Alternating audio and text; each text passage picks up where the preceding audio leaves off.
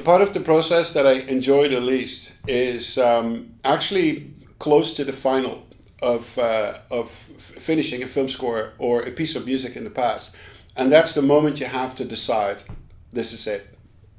This is going to be the piece of music that's going to go out in the world, and people will have comments, people will have people will love it, people will hate it.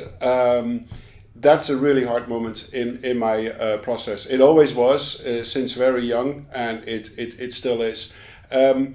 While you're having a rough idea, while you're working on the basic of a theme, when you're working on setting up a cue or a dance track that I did in the past, you could always say to people when you play it, "Oh, this is a demo. This is not done yet." And then, people would give you feedback or criticism, and then you would say, "Yeah, I know what you mean, but it's it's still a demo. It's not done yet." But you can't do that anymore when it's done.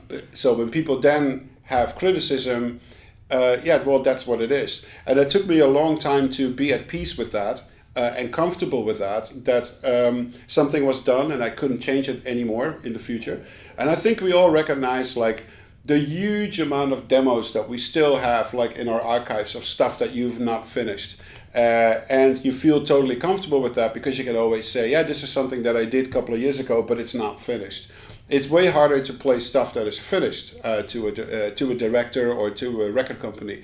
So I still find that still the least pleasant part of my process, but I'm getting better at it. I'm now 50 years old, so it's about time I'm getting better at it. But there's a few more years to go until I'm 100% comfortable with that as well.